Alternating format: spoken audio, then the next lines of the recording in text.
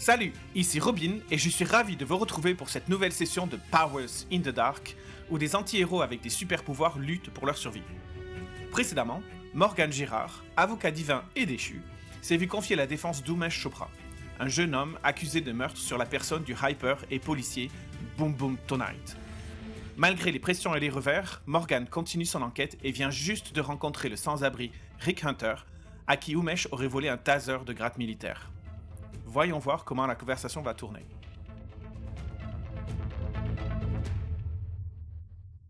Donc tu y vas, tu fais le tour, et effectivement, donc tu trouves un homme qui est assez jeune. Tu t'attendais peut-être à quelqu'un qui est quand même relativement vieux, mais tu vois quelqu'un qui doit avoir 25 ans à tout casser. Ah oui. Des cheveux longs, une barbe épaisse et broussaillée, habillé de vêtements disparates qui sont loin d'être dans sa prime jeunesse. Et donc il est assis sur son matelas en train de fumer une cigarette. Et il te regarde arriver et puis il te dit « Eh, t'aurais pas 100 balles pour moi ?» Non, j'ai mieux. 200 balles ? Ah ouais, je prends ça. Je lui tends le ticket de loterie. Rien n'est mieux que la chance. Ah, vous êtes allé voir Sorgette ? Ah, elle est gentille cette bonne femme. Ouais. Merci, Milord. Est-ce qu'on peut discuter Il se désintéresse de toi. Est-ce que je peux vous poser quelques questions? Ah oui, ouais. T'aurais pas un truc à bouffer, un truc à boire, par exemple ? Peut-être qu'en fonction de la discussion, ça pourra égayer un bon repas. Vous êtes bien habillé, Milord. Même 200 balles, ce serait bien ça. On verra si les informations valent ce prix-là. Ah, j'ai souvent mal à la tête, à mon avis. Peut-être qu'il faudrait m'aider à rafraîchir ma mémoire d'abord. C'est pour ça que je vous ai donné le cadeau de Georgette. J'aurais pu attendre. Non, ça c'est Georgette. Je connais le coup, elle le fait souvent. C'est une bonne femme. Elle a le cœur sur la main, cette bonne femme. Ça, c'est vrai. Elle est entourée de poivre tous les jours, mais elle a le cœur sur la main. Allez, te fais pas prier, Milord. 200 balles, c'est rien. T'as l'air de vouloir chercher quelque chose. Ça se voit sur ta face. Ça, c'est vrai. T'es contrit. Totalement, sinon je serais pas venu. Alors, 200 balles. Bon, je pense que j'ai les moyens de lui payer au moins 50 Oui. balles. Je donne 50 balles pour l'instant. Vas-y, pose ta première question, on va voir si ça me revient, mais j'ai mal à la tête là en ce moment. Il paraît que t'as un gars qui se balade souvent avec un taser. Et là, il devient, tu vois les yeux qui se plissent et il devient suspicieux. Qui dit Ah, je pensais pas que vous étiez flic, Milord. Non, je vois pas du tout de quoi vous parlez. Très bien. Je voulais juste savoir si je peux te montrer des personnes, si tu peux me dire si t'en reconnais une personne qui aurait pu potentiellement Aïe, ma causer tête! du désagrément. Que j'ai mal! Qui aurait pu avoir assez de... Mais quelle douleur! Je pense qu'il faudrait que tu m'aides à me souvenir, parce que sérieusement, Milord, je me sens pas bien, là. J'ai envie d'utiliser mon... Je sais pas, remarque, je sais pas si ça marche C'est pas contre sa volonté, le pacte magique, il faut qu'il soit volontaire. Le pacte spirituel, le pacte... c'est ça? Les pactes spirituels, c'est pas sous la contrainte. Ouais. C'est un contrat qui t'engage et qui l'engage, que c'est un truc de vérité, mais c'est pas un truc de contrainte. S'il veut pas coopérer, il ne coopérera pas. Non, en fait, ce que j'aimerais savoir, c'est... t'as perdu ce jouet, c'est un peu dommage. Je pense que tu peux peut-être le récupérer, mais j'ai besoin de savoir qui aurait pu te l'avoir volé ou à qui t'aurais pu le donner. Ouais. Mais pourquoi ça vous intéresse, Milord? Je sais pas, j'ai envie d'être serviable et d'être du bon côté. Ouais, mais t'es pas du bon côté, hein. Ceux qui sont du bon côté, c'est ceux qui sont en dehors de ce maudit bouclier. Et eux, ils ont la belle vie, là. Ils ont pas à se taper les restrictions, les couvre-feux, les xénos, la drogue, Ouais. le capitalisme forcené, les corporations, tout ça, là. Les hypers qui viennent nous voler notre travail. Ah, c'est vrai. Tu faisais quoi comme travail avant? Moi, j'étais militaire. Ah, et t'as encore des réflexes? Non, j'ai tout oublié. Ça te dirait pas de retravailler un peu? Ça dépend. Mais bon, on peut y penser une autre fois. Ce que j'aimerais savoir... D'abord, j'aimerais savoir ce qui arrive à ton taser. Aïe, ma tête! Aïe, ma tête! Ah, ça doit être une blessure de guerre, ça! Ouais. Ah, je pense que si t'avais 200 balles, peut-être que ça m'aiderait mieux. Tu sais, pour aller m'acheter des médicaments. Et un repas indien, ça t'intéresse pas? Non, pas aujourd'hui, non. Non, c'est bon. Vous connaissez rien, vous, les gens riches, hein, mais c'est dur de trouver des toilettes de bonne qualité dans ma condition, quoi. Hein, donc, non, j'ai un estomac fragile. Mais 200 balles, c'est bien. Ouais, si t'as un estomac fragile, ça va pas t'aider, c'est ça qui est malheureux, quoi. Ben, 200 balles, si. Je peux m'acheter des trucs pour l'estomac. Après, tu peux inviter à bouffer chez l'Indien. Je peux t'inviter au restaurant après. Ouais, je prendrais 200 balles plutôt. Mais c'est gentil, ou tu peux faire les deux en fait. C'est un peu triste. Allez, Milord, t'as pas l'air d'être à la rue quand même, hein. Regarde ta montre. Mais j'ai pas envie de payer pour un kiosque qui me rendra pas service. Enfin, surtout qui rendra pas service à un ami. Ben, si je te dis que je t'aiderai, hein. Ensuite, je ferai pas n'importe quoi, hein. Je suis pas n'importe qui, hein. Non. Mais 200 balles, c'est rien pour toi. Imagine, là, peut-être que t'as gagné cet argent-là depuis que, rien qu'en me parlant. Peut-être que t'es un big millionnaire de Megacorp. Dans ce cas-là, si j'étais un big millionnaire de Megacorp, je te renvoyais mes hommes de main. Et on parlerait pas aussi gentiment. Non, mais des fois, les millionnaires, ils sont bizarres, ils sont dans leur tête, là. Hum. Ouais. Mais 200 balles, c'est 200 balles pour toi, c'est rien, imagine. Pour toi, tu marches tu brûles les billets à 200 balles juste pour t'allumer tes cigarettes. Moi, j'ai besoin de 200 balles pour vivre. Et juste question du jeu, par rapport à ce que je connais dans Hyper W, ça, si le gars il dit qu'il a été militaire, est-ce que c'est cohérent dans le fait qu'avec l'étuve qui est fermée depuis 10 ans et tout ça, est-ce qu'il y avait vraiment de l'armée ou est-ce qu'il y a... Parce que vu qu'il a 25 ans, il pouvait pas être dans l'armée avant. Comment ça fonctionne? Donc l'étuve est devenu hermétique il y a 10 ans. Ben oui, c'est ce que je dis. Et s'il a 25 ans, il avait 15 ans, donc il ne devait pas être dans l'armée. Oui, c'est tout à fait possible qu'il soit militaire. Alors, il y avait les militaires qui étaient là, et en plus, quand il y a eu l'attaque, il y a eu beaucoup de militaires qui ont été envoyés. Ceux qui étaient les plus proches ont été envoyés dans l'étuve. Ouais. Et une fois de plus, toi, tu connais très bien cette histoire. L'histoire, c'est, étant donné que les humains perdaient, pour utiliser ça par rapport aux xénos, ça a été une décision prise immédiatement. C'est le président qui a directement dit isoler ça, et ensuite le bouclier, ces trucs. Donc, les gens qui étaient là, ils étaient là, quoi. Il n'y a pas eu de distinction, il n'y a pas eu d'évacuation. Ça a été, on enclenche le bouclier de sécurité parce que sinon, on va tous y passer, quoi. Donc c'est très très plausible qu'un militaire soit resté. À ton avis, si c'est un militaire et qu'il était sur place, il y a de fortes chances qu'en fait il était dans la région. Et dans les premières heures de l'invasion, il a été dépêché et il est arrivé dans l'étuve, quoi, dans le quartier 7. Ok. Donc en gros, ce que j'ai envie de faire, c'est essayer de trouver un moyen de socialiser avec lui pour le rendre sympa. Effectivement, je pourrais donner... Tu peux juste lui donner 200 balles, tu es sûr que tu vas obtenir ce que tu veux. 200 balles. Ok. Si je les ai? Bah, on va dire oui. Ok. Donc je lui donne 200 balles. Donc ça fait 250 avec les 50 qu'il y a déjà eu. Ah, Milord, je te reconnais. Ah, grand bienfaiteur, Milord. Je m'assois à côté de lui. Ah, ça va me taire au moins 2 jours à bouffer, là. C'est super. Bah alors, tu m'as dit que tu m'invitais à bouffer indien, alors. Ouais, tu pourrais même te trouver un petit boulot aussi si t'étais un ancien militaire. Donc essayer de socialiser d'abord un peu sur cette partie-là avec lui, sur ce qu'il a fait comme militaire, ce qu'il a connu et ce qu'il a amené à changer dans cette situation. Et vraiment l'idée derrière c'est, et je fais pas ça pour manipuler après, je fais ça pour sympathiser, mais aussi parce que je me dis que peut-être qu'après on aura peut-être quel besoin dans ma vie ou autre chose d'avoir quelqu'un que je peux compter pour faire une action. Te donner une opportunité de créer un contact. Exactement. Et en fait, je peux évaluer ce que je veux en socialisant, c'est est-ce que je peux évaluer ce gars-là, ça serait intéressant de travailler dans un intermède pour faire un asset ou pas. Ok. Donc tu parles avec lui, puis en gros, il te raconte d'un air débonnaire que oui, il était là pendant l'invasion et qu'il s'est retrouvé enfermé. Mais lui, il pense que les xénos ont été... c'est un complot, probablement derrière, Megacorp derrière, pour avoir la main mise sur les ressources de l'étuve. Donc il a l'air un peu complotiste quand même. Oui, il a l'air un peu complotiste, c'est clair. Paranoïaque et complotiste sur les bords, ouais. Super, mais c'est pas être utile, on sait jamais. Ok, et donc après, ma discussion avec lui, c'est autour de son taser. Mon taser? Non, on me l'a volé.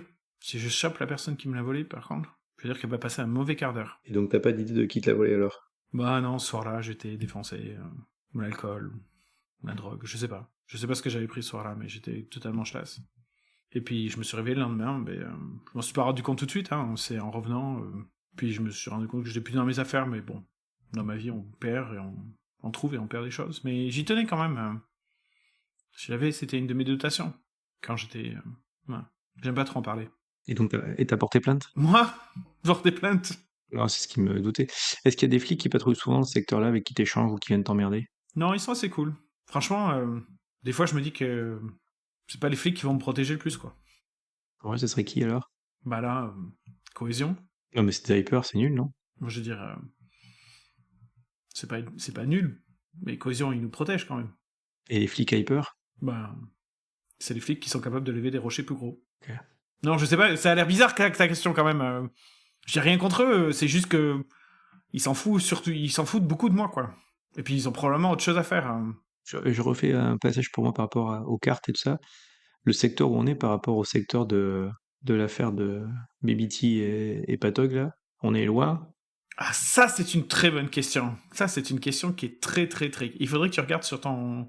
On appelait Etivmap, Etmap. Il faudrait que tu regardes sur Etmap où tu te trouves par rapport à là où tu te trouves. Ouais, bah je me pensais, donc je pense que je dois le savoir. Donc je dois savoir où je sais où je suis, et je sais où a été le crime, donc je peux savoir si c'est un côté ou pas. Tu as 12 km. Ok, super.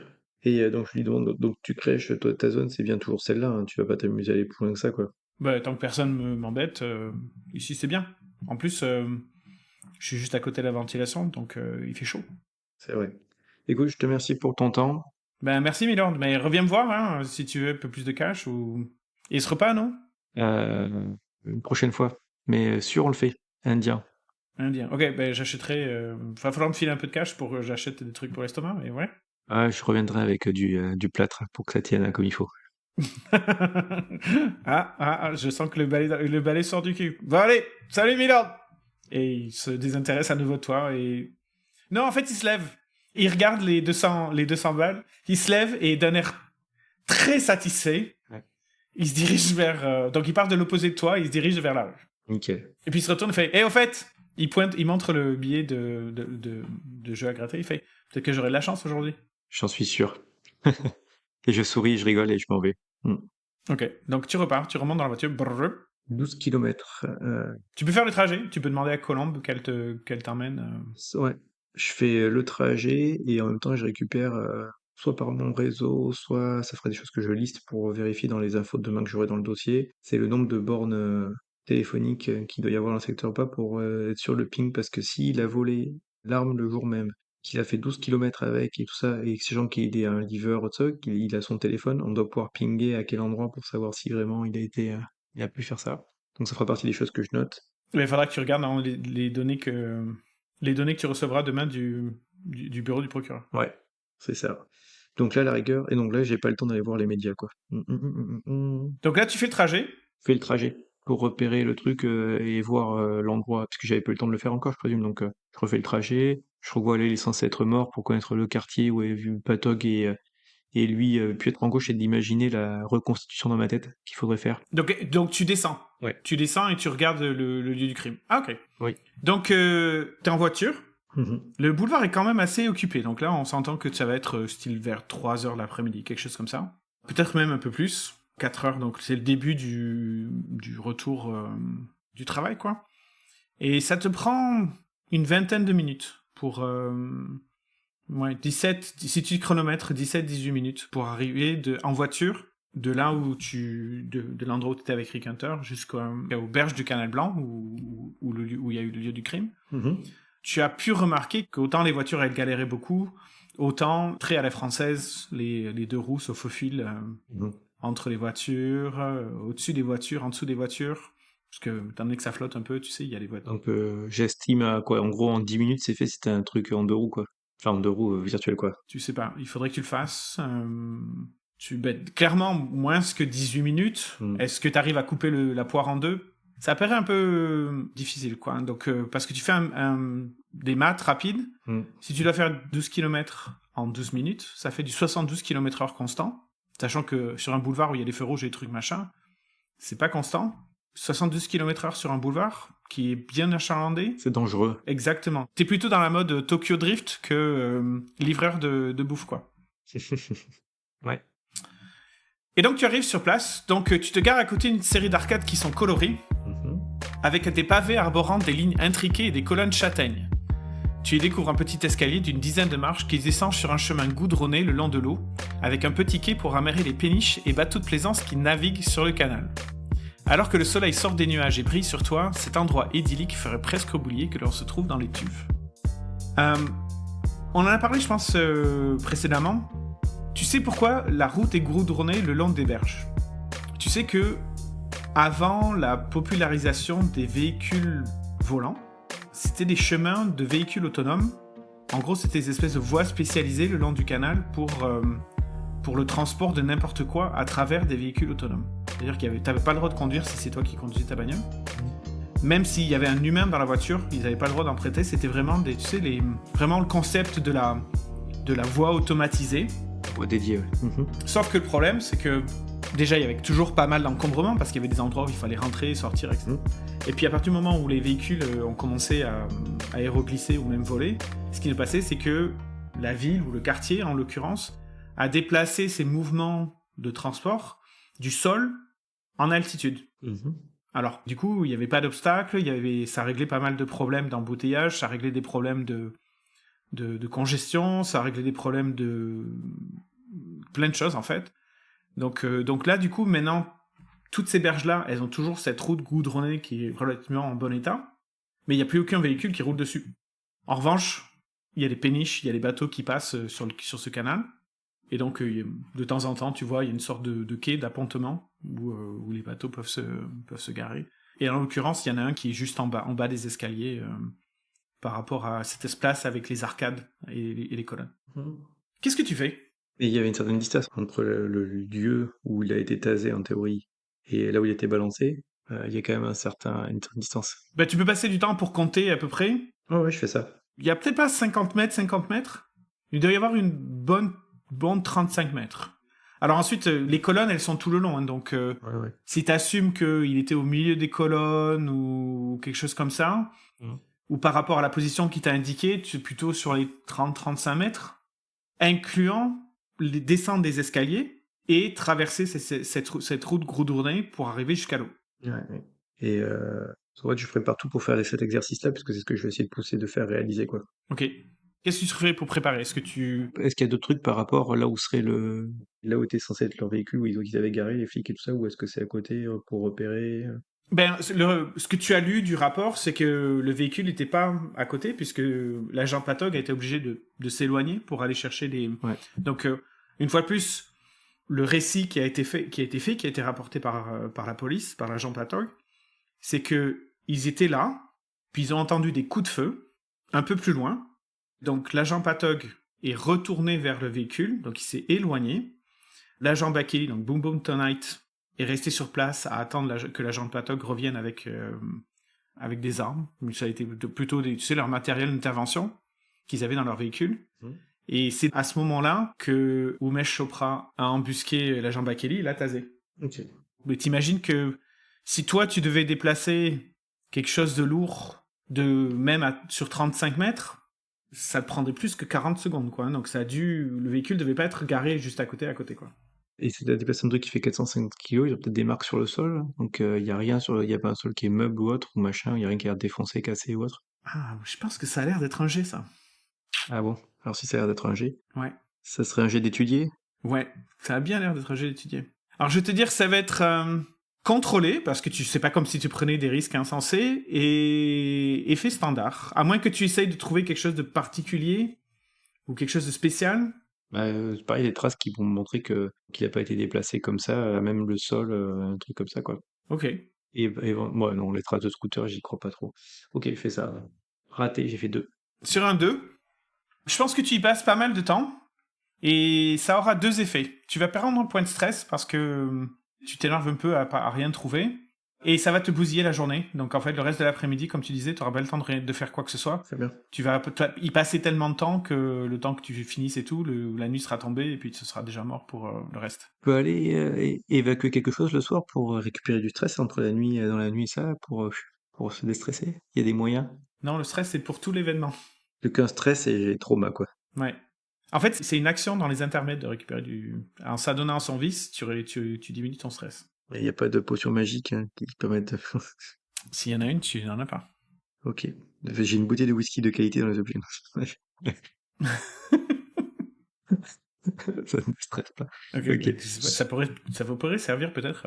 Bon, comme c'est la soirée et que moi, je rappelle aussi que pour mon personnage, son vice, c'est son devoir familial. Je dédie mon temps le soir à ma famille, donc je reprends pour retrouver ma fille et mon partenaire. Ok.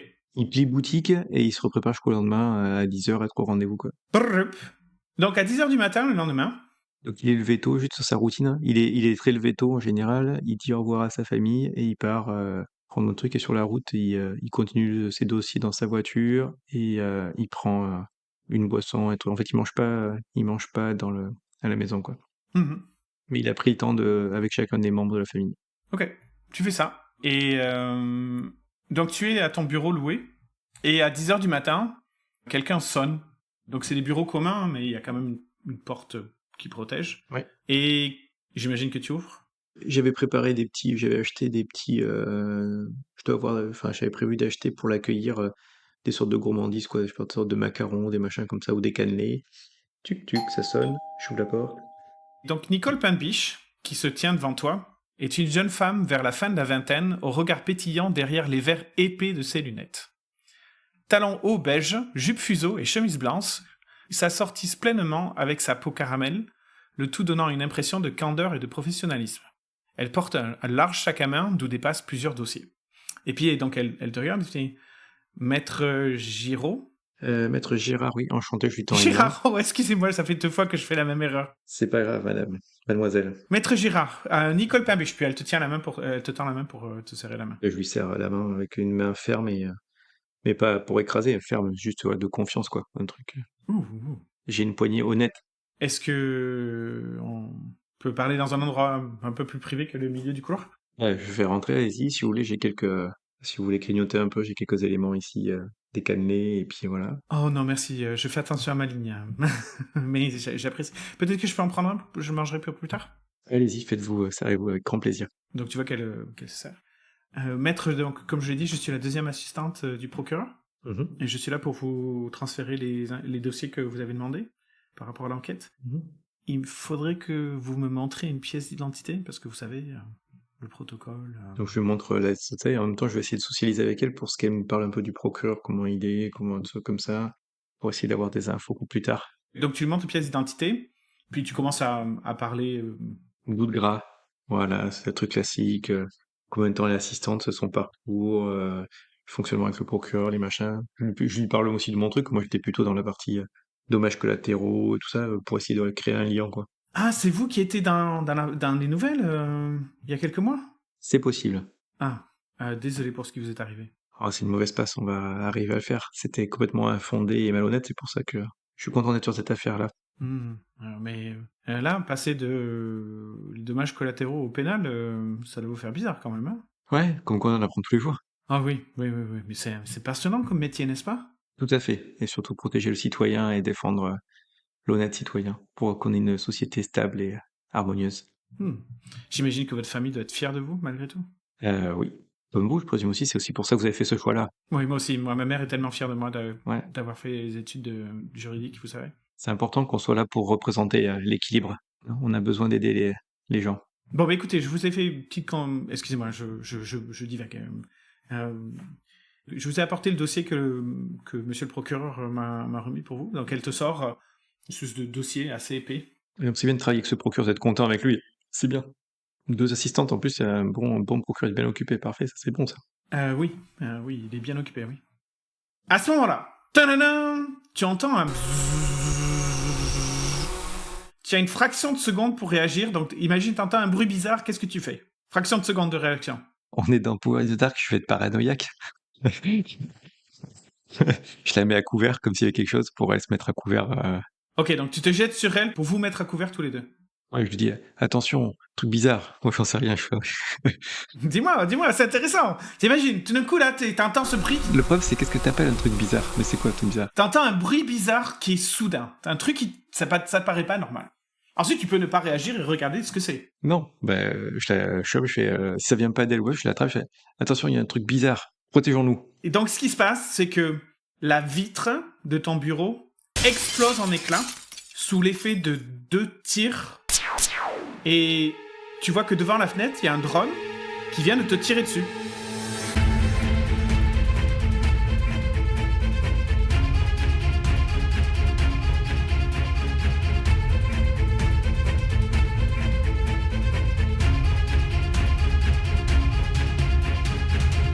Une tentative d'assassinat.